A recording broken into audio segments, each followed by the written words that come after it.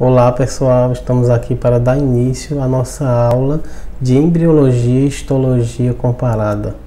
Vamos falar sobre aspectos relacionados aos animais, porque essa embriologia e também essa histologia é referente aos animais, então os embriões e os tecidos animais. Então, primeiramente vamos falar sobre embriologia e na sequência vamos falar sobre histologia. Começando aqui, a gente tem a primeira aula de embriologia, que é a respeito do conceito histórico, o sistema reprodutor masculino e feminino, a gametogênese, a fecundação e os ciclos reprodutivos. De início a gente já percebe uma mórula de estrela do mar nessa imagem.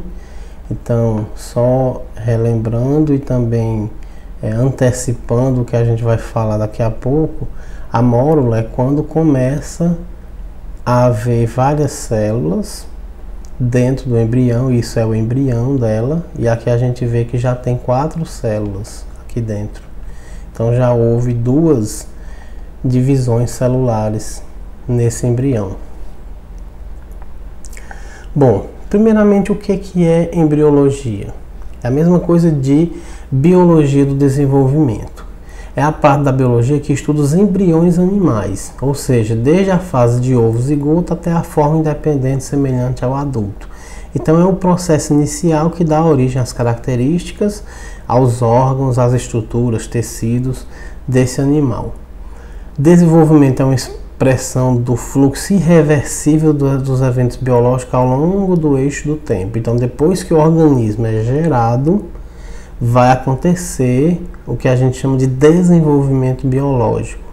Então, vão vir as partes, as etapas daquele ciclo vital que a gente sabe que termina com a morte do indivíduo. Não confundir desenvolvimento biológico com evolução biológica.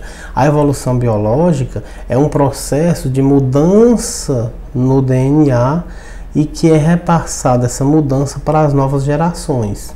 Então é na reprodução, é antes de ser gerado. E a gente está falando aqui de mudanças que vão acontecer depois que o organismo é gerado. Então, digamos, quando ocorre a fecundação, que começam os processos no embrião, a gente chama de desenvolvimento biológico. E a evolução, ela aconteceu, se tinha que acontecer, quando foi haver essa mistura de material genético dos pais, dos genitores, para os descendentes, ok?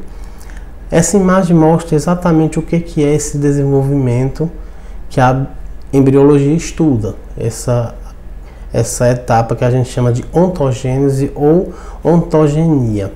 Dá na mesma, é o desenvolvimento biológico que é o que a embriologia estuda. Vamos falar um pouquinho sobre o histórico da embriologia. Tudo começou na época dos filósofos gregos. Hipócrates, no século V a.C., foi o primeiro que estudou embriões de galinha. É um estudo bem inicial, estava tentando compreender o que estava acontecendo ali dentro do ovo e como que eram as etapas de desenvolvimento desse embrião.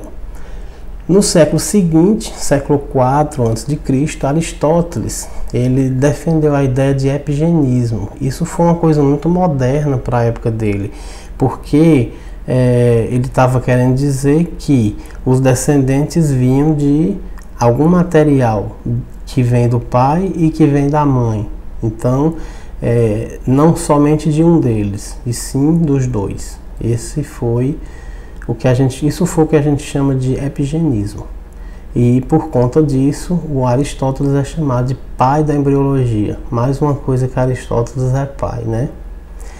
Em 1940, Leonardo da Vinci contribuiu também com a embriologia, mas no caso desenhos anatômicos de gestação. Então, o Leonardo da Vinci, ele contribuiu muito com anatomia, com fisiologia, porque ele era um pintor, mas que também desenhava, pintava a arte humana, né, o corpo humano, tentando descobrir o que tinha dentro. Então, numa época em que era muito complicado isso, era bem proibido fazer estudos, desenhos de corpo humano. Em 1675, já no século XVII, O Marcelo Malpighi, né, falou um pouco sobre o pré-formismo feminino, ovismo ou ovulismo, e segundo ele, dentro do óvulo, dentro do gameta feminino, já vinha uma miniatura do indivíduo, né, um ser humano miniatura que estava dentro do óvulo. Aqui, lembrando que aqui já existia microscópio, eles já conheciam algumas células, então eles enxergavam o que dava para ver e eles achavam que estavam vendo uma pessoa, uma miniatura de pessoa lá dentro do óvulo. Isso é o ovismo. Em 1677, né, proximamente 2 anos depois, o Anton von Leeuwenhoek, ele que é o pai da microbiologia, ele falou sobre o pré-formismo masculino. Então ele disse que não era no gameta feminino, era no masculino que tinha essa miniatura. Ou seja, continuou a ideia errada de pré-formismo. E a gente sabe que a ideia de pré-formismo, ela é oposta àquela de epigenismo, né, que o Aristóteles trouxe, por isso ele é considerado o pai da embriologia. Então, para Leeuwenhoek, isso era o homúnculo, né? No gameta masculino tinha o homúnculo, e por isso a gente chama isso de homunculismo ou animalculismo. Em 1759, né, um século depois, Caspar Wolff, ele falou sobre folhetos embrionários. Ele começou a ver que os embriões tinham camadas e que essas camadas iam desenvolvendo para formar tecidos e órgãos. Em 1775, o Spallanzani, ele consolidou a ideia do epigenismo, então colocou tipo um ponto final no pré-formismo, e ele disse que o organismo que nascia era uma junção do material que vem no espermatozoide com o material que vem no óvulo. No século seguinte, já no século XIX, Carl von Baer, ele fez a descrição do ciclo ovariano, né, do folículo, e como é que acontece essa transformação no gameta feminino dentro do ovário. E por isso ele é chamado de pai da embriologia moderna, porque aqui já foi um grande passo esse estudo dentro do ovário, de como o gameta feminino é gerado ali dentro, através da meiose. A gente vai já falar um pouco mais sobre isso. Então, por conta disso, o von Baer, ele é chamado de pai da embriologia moderna. Bom, sobre o sistema reprodutor masculino, a gente precisa observar o seguinte. O mesmo canal aqui, que é a uretra, por onde sai a urina, é por onde saem os gametas masculinos. Então, no homem, é uma estrutura só para as duas coisas, para o sistema urinário e o sistema reprodutor. Mas como é que tudo começa? Dentro do testículo vai haver a produção de células chamadas espermatozoides através de meiose, que acontece somente aqui no corpo do homem. Claro, o testículo também tem uma função de glândula, ele também é um órgão que serve para fazer hormônios, e esses hormônios vão para o sangue, né, no caso a testosterona, e essa testosterona é que vai dar as características secundárias de homem, porque a característica primária é o fato de ter a genitália. Isso aí, quando a gente é bebê, a gente já tem essa característica de homem, mas as características secundárias, tipo a mudança na voz, pelos no corpo e outras diferenças na anatomia, o homem ele tem mais músculo do que a mulher, geralmente, né? Comparando um homem que não faz exercícios com a mulher que não faz exercício, normalmente o homem tem mais músculos. Ele tem veias mais fortes, né? Então tem menos varizes do que a mulher, tem menos estrias do que a mulher. Isso é uma regra geral, mas existem exceções. E tudo isso por conta do hormônio que é feito aqui, que é a testosterona. Mas não estamos falando de glândula, então a gente vai falar aqui da questão da produção dos espermatozoides. E no caso, os espermatozoides são feitos aqui, eles em seguida vão ser guardados aqui, nesse chapéuzinho do testículo, que a gente chama de epidídimo, e em seguida, quando vai haver a ejaculação, esse epidídimo se contrai naquele processo para ejacular, e ele joga os espermatozoides maduros aqui nesse canal, que vai até a uretra. Só que quando chega na próstata, ele recebe o líquido da vesícula seminal e líquidos que vêm da próstata, para que aconteça a formação do que a gente chama de sêmen. O sêmen ele é os espermatozoides que vieram do testículo, o líquido que veio da vesícula seminal, mais o líquido que vem da próstata. O líquido que vem da vesícula seminal, ele serve para nutrir, para alimentar os espermatozoides, para que eles não morram até chegar no objetivo deles, que é encontrar com o gameta feminino lá dentro do corpo da mulher. A próstata, já o líquido dela, que é um líquido mais viscoso, mais grosso, já tem uma função de neutralizar a vagina, que a vagina ela é ácida e por conta disso precisa ser neutralizada para não matar, para essa acidez não matar os espermatozoides, e também para facilitar a motilidade. É um líquido viscoso que ajuda os espermatozoides a nadarem em direção ao gameta feminino. E nesse caso, antes de haver ejaculação, nós temos também aqui a glândula bulbo-uretral, que é quem produz um líquido que vai passar pelo canal da uretra alguns segundos antes da ejaculação para limpar a acidez deixada pela urina, porque esse canal é por onde o homem urina. Então aqui a bexiga joga a urina ácida aqui e essa acidez poderia matar alguns dos espermatozoides. Para não acontecer isso, a glândula bulbo-uretral vai limpar essa acidez alguns segundos antes de passar o sêmen, né, o esperma. E nesse caso, veja que tem uma articulação do corpo para que tudo seja no momento certo. Então tudo bem programado para que aconteça a saída dessa quantidade útil de espermatozoides, né, útil para a reprodução. Uma outra coisa aqui a ser falado sobre o sistema reprodutor masculino é o órgão pênis, né, que é o órgão copulador do homem.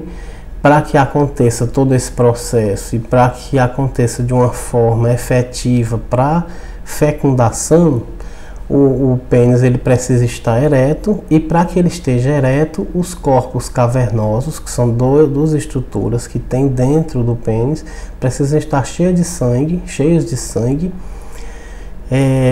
para que ele se posicione da forma correta para haver essa reprodução, ok? Mais embaixo tem o corpo esponjoso e no meio dele o canal da uretra, que é por onde vai sair tanto a urina como também, nesse caso aqui, vai sair o sêmen. Agora o sistema reprodutor feminino. O sistema reprodutor feminino, ele já é específico em relação ao sistema urinário, porque o sistema urinário, ó, tem aqui a bexiga, aqui mais embaixo, e o canal da uretra, que sai aqui na vulva, né, que é o órgão reprodutor, é o órgão genital feminino externo.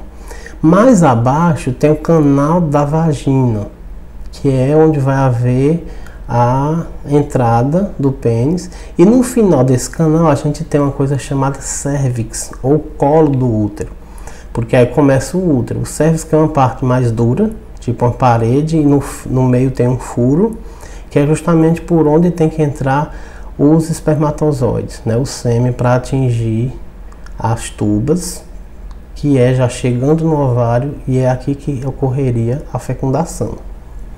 Bom, quando o sêmen entra aqui, ele é jogado naquele jato lá no cérvix, no colo, ele já consegue penetrar, ele já pula o problema que seria essa vagina, porque na vagina pode ser que eles morram, então ele já é jogado lá dentro para que ele já tenha um passo à frente para chegar no objetivo. Então ele entra no útero, ele vai subindo, aí ele chega no canal ou de um lado ou de outro, na realidade uma parte vai para um lado, outra parte vai para o outro, e aí eles vão de encontro à saída, digamos, se tiver no momento exato, a saída do gameta feminino.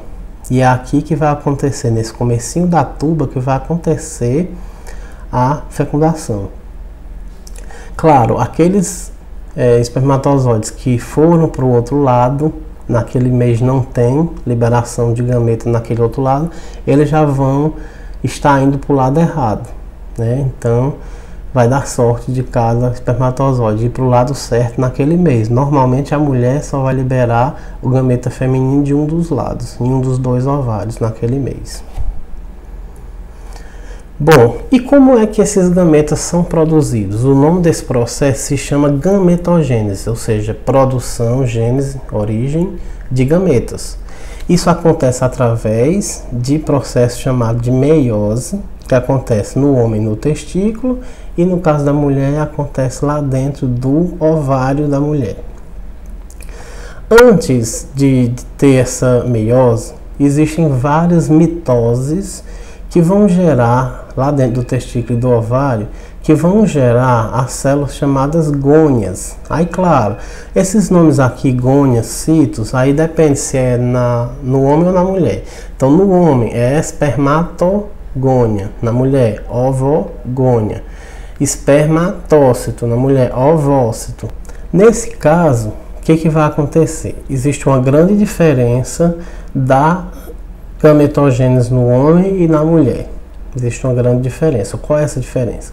No homem, todo esse processo começa a acontecer a partir de mais ou menos os 7 anos de idade e vai durar durante toda a vida. Então, durante toda a vida, o homem consegue fazer todas essas etapas. A etapa de multiplicação, o período de crescimento da célula, o período de maturação e a espermiogênese, que é a produção em si dos espermatozoides. Ele vai fazer isso o tempo inteiro, ok? Na mulher já é um pouco diferente. Ainda no útero da mãe, até 3 meses de gestação, a menininha, né, a bebê feminina, ela vai fazer essa etapa de ovogênese. Ela vai realizar esse começo da ovogênese, que são as mitoses, até o 3º mês. Então ela vai estar com todas as gônias, as ovogônias que ela vai usar durante toda a sua vida até o 3º mês. Então isso já tem uma questão aí em cima disso, que são células que elas vão envelhecendo. A mulher, quando ela chega na determinada idade, ela acaba, como ela não repete esse processo, ela vai só utilizando essas células que ela fez ainda feto, né, ainda antes de nascer. Essas células elas podem estar já envelhecidas e podem ser problemáticas para a reprodução, mas é o que ela tem. Lá no ovário ela não vai fabricar mais. Então, se ela, por exemplo, perder essas células, se tiver um problema no ovário ela perder essas células, é diferente do testículo. Então, lá não é mais feito isso. Até o 7º mês vai acontecer essa fase de crescimento. Então, uma bebê feminina com 7 meses, ainda no útero da mãe, antes de nascer, ela já tem todas os seus citos 1, que são essas células já grandinhas, que passou pelo período de crescimento e que estão no ponto para, quando chegar na puberdade dessa menina, elas começam a partir dos 11 anos, começarem a ser usadas, né? Ou seja, liberadas, e aí acontece o processo de meiose, apenas a partir dos 11 anos de idade. Até que esse processo vai continuar por alguns anos, até 40, 50 anos, dependendo de cada mulher. Lembrando que, mesmo ela produzindo finalizando essa meiose, depois dos 40 anos, não é a idade mais adequada para ela ter filho, porque aí tem a questão não só dessas células que já estão mais envelhecidas, mas também o fato do útero dela talvez não estar mais preparado para ter esse filho. Então seria uma gravidez de maior risco para ela e também uma gravidez que talvez não concretize. Bom, como é que acontece isso? A primeira divisão meiótica vai produzir 2 células, uma grande e uma pequena. Essa pequena se chama polócito 1, ela não vai ser utilizada. E essa que fica com a maior parte do citoplasma vai se chamar cito 2, ovócito 2. É justamente ela que pode ou não receber o espermatozoide. Então essa entrada aqui de espermatozoide é o que vai fazer com que ocorra a segunda divisão meiótica, a segunda etapa da meiose. E nesse caso, mais uma vez, vai virar uma célula grande, com mais citoplasma, e uma pequena. A pequena vai se chamar de polócito 2. e essa célula grande vai ser o óvulo. Veja que o espermatozoide ele fecunda não é o óvulo, ele fecunda o ovócito 2, ok? Depois que acontece isso, essa fecundação, é que ele termina a meiose e vira óvulo. E por fim vai virar um ovo. Quando o material do núcleo do espermatozoide entrar, se juntar com o núcleo do ovócito 2, aí vai acontecer uma coisa que é a transformação em ovo. É aqui que começa a vida, para o que a biologia considera começo da vida, seria aqui, na formação do ovo, que é a mesma coisa de zigoto. Outro detalhe aqui, no caso da espermatogênese, é que ocorre a espermiogênese, que é justamente quando essas células espermátides, elas vão ganhar um flagelo, ganhar um colo, né, um pescoço que a gente chama, então ela muda de formato, ela adquire algumas estruturas que não tinham antes e ela vira por fim espermatozoide. Esse processo se chama de espermiogênese, é a produção do espermatozoide, é a etapa final de produção desses espermatozoides. Aqui a gente tem o processo de fecundação. Então, quando os espermatozoides chegam nesse gameta feminino, nesse ovócito 2, eles têm que romper as barreiras de proteção desse gameta. Primeiramente, tem que romper a coroa radiada com essas célulazinhas de proteção. Eles soltam uma enzima chamada de hialuronidase que vai destruindo, dissolvendo esse ácido hialurônico que tem na coroa radiada, para ele acessar a membrana do gameta feminino. E quando ele chega aqui, ele solta essa acrosina para poder penetrar no gameta feminino, e no momento em que ele penetra no gameta feminino, esse gameta feminino se tranca, essa membrana que existe nele vai se fechar, que a gente chama de zona pelúcida, vai se fechar e nenhum outro gameta vai entrar nesse gameta feminino. Então, normalmente, ocorre a entrada de apenas um. Mesmo que acontecesse, por acaso, de não trancar e entrar mais um, apenas um deles, de qualquer forma, ia se juntar e fecundar o núcleo, né, lá do gameta feminino.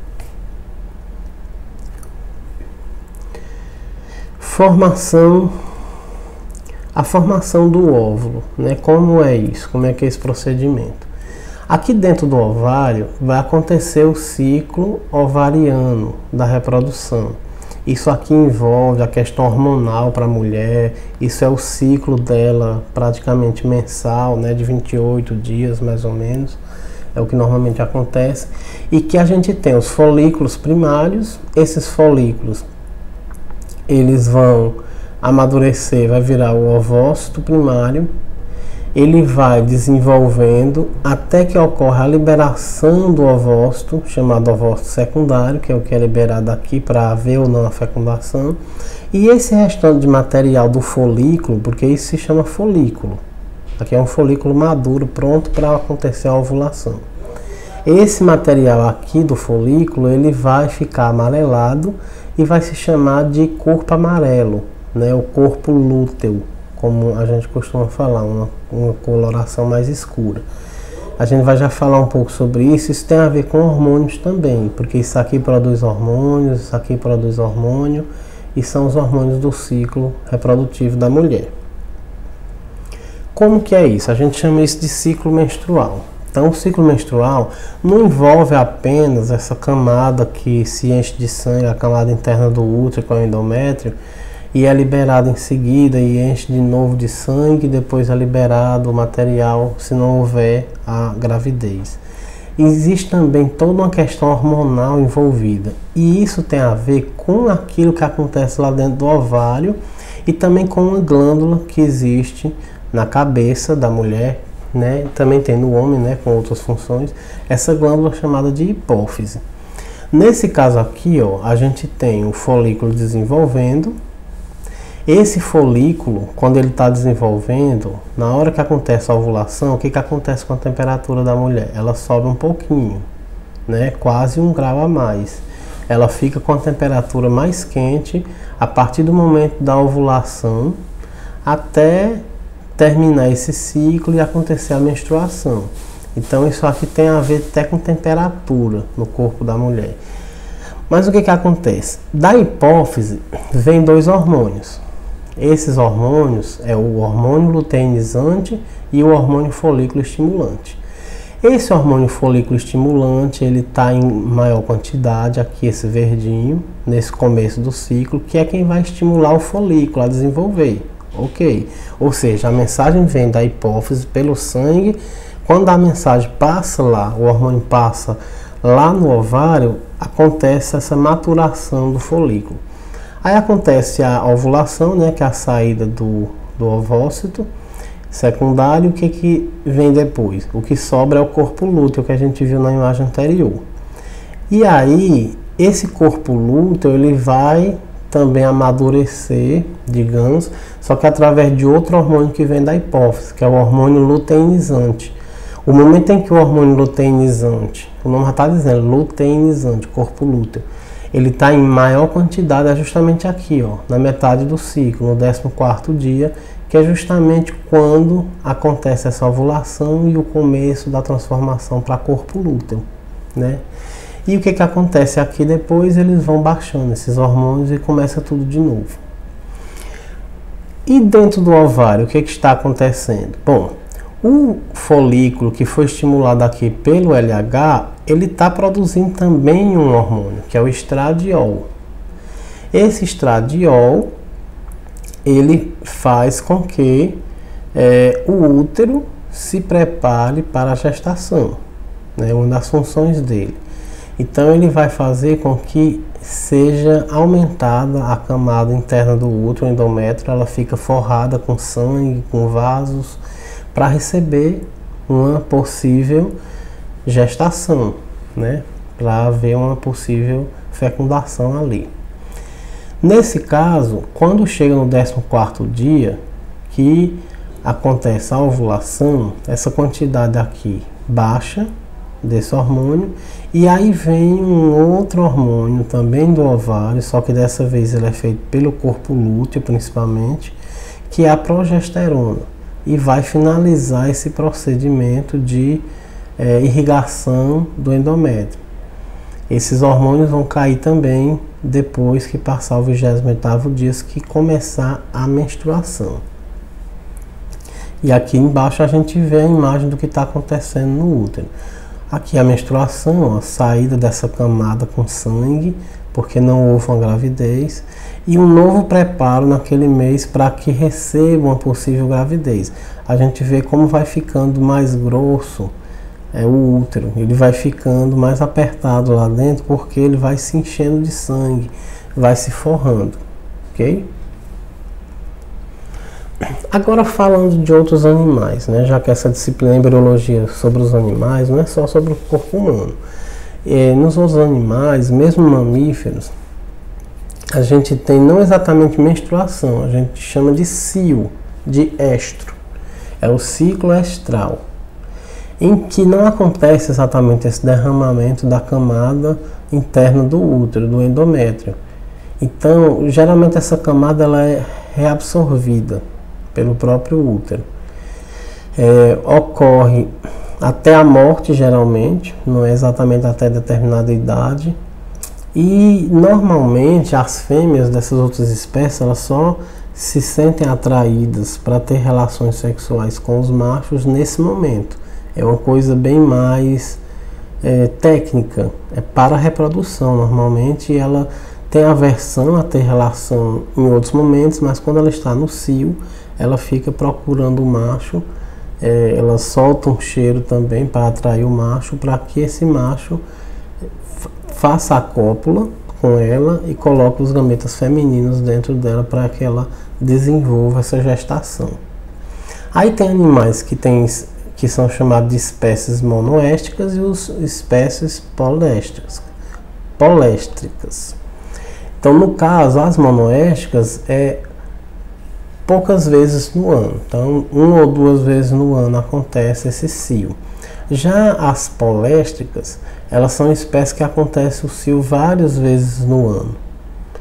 E essa seta representa o momento da ovulação, né? Geralmente existe o cio, aí vem a ovulação, que é quando tem que ter os gametas masculinos para que aconteça essa gestação. Exemplos aqui os cães são exemplos de espécies monoésticas, e poléstricas a gente tem vários exemplos, como gatos, ratos, né, porcos, boi, cavalo, etc.